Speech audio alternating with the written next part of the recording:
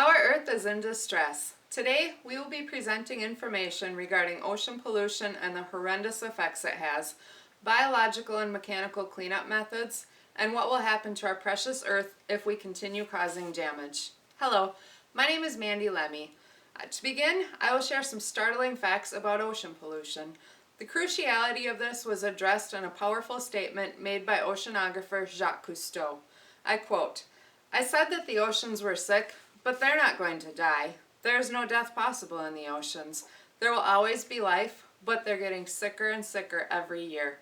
Approximately 80% of marine litter originates from land-based sources, including some that are hundreds of miles inland.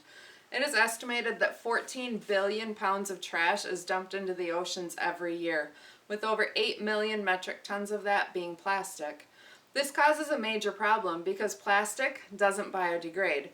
Instead, it breaks into smaller pieces called microplastics. Microplastics are less than 5 millimeters in length, or about the size of a sesame seed. These tiny particles used to come from another source called microbeads. They were manufactured and added to cleansers and toothpaste as exfoliants until President Obama signed the Microbead-Free Waters Act of 2015. Unfortunately, there's more microplastic in the oceans than there are stars in the Milky Way galaxy. So, how does this plastic affect us?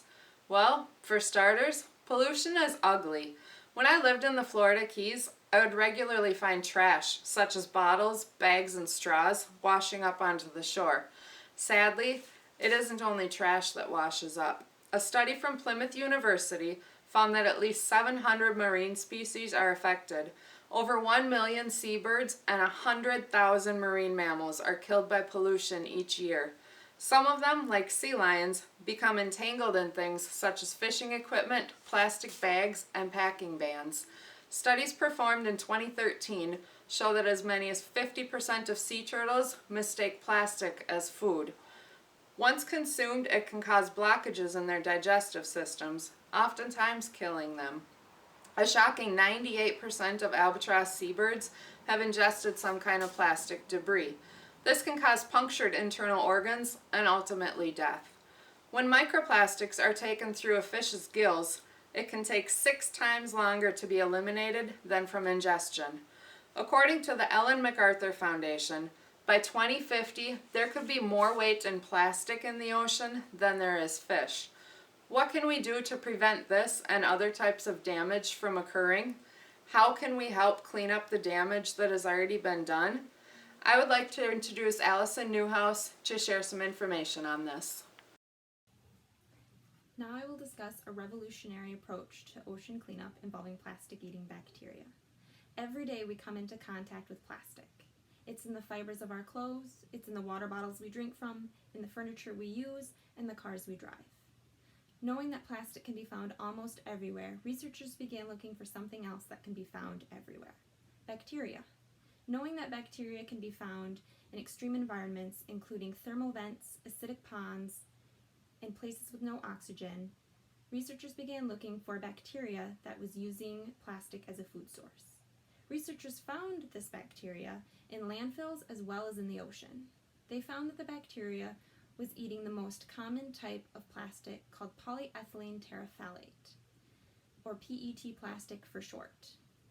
This plastic is found in a variety of items, primarily in water bottles. The bacteria use an enzyme called PETase to break down the plastic into usable sugars. Enzymes are used to move along chemical reactions and are found in living organisms. We have enzymes in our bodies as well, including lipases to digest fats and amylases to digest starches. One concern with using plastic-eating bacteria is that with our dependence on plastic, is there a high risk in using it? Alison Chan has found that this is a natural, slow process already found in the environment. The plastic-eating bacteria are already found and thriving in various environments. P.J. Jacques has been looking into ways to speed up the process by developing a faster use of the enzyme. Another way to speed up this process and to make it a more viable option for recycling is to treat it with ultraviolet radiation or sunlight before feeding it to the bacteria. This would allow us to treat the plastic both before it got to the waterways as well as clean up what is already found in our oceans. Next, Olivia will discuss large-scale cleanup practices. Hi, my name is Olivia Booth, and now we will begin to discuss large-scale cleanups and an example we are currently using around the world to make a cleaner environment. The first and most obvious question you're probably asking is, what is a large-scale cleanup? Large-scale cleanups are massive projects that are focused on certain parts of our world in hopes of reversing the damage done through high pollution. Our trash currently accumulates in 5 ocean garbage patches.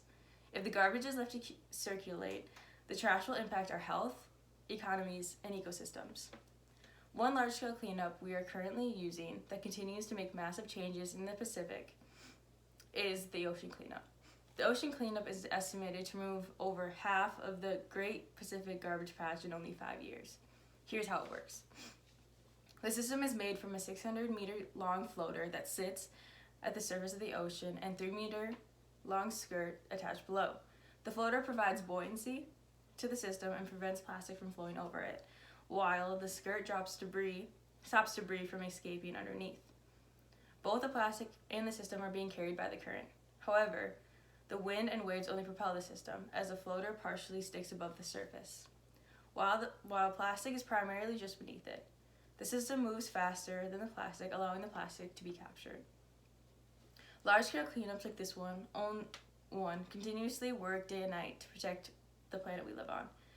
The ocean cleanup is just one of many large-scale cleanups our world is using to make our home a safer and healthier environment. Let's continue to make our world a better place, not only for us, but the animals and plants that call it home as well. In conclusion, our world as we know it is in critical condition. If we do not ensure that we are taking the steps to prevent pollution, we will be on a path towards the collapse of various ecosystems. We discussed the facts about pollution that has impacted our ocean environments, revolutionary approaches including plastic-eating bacteria, and possible large-scale cleanups that could change the outcome of our future forever.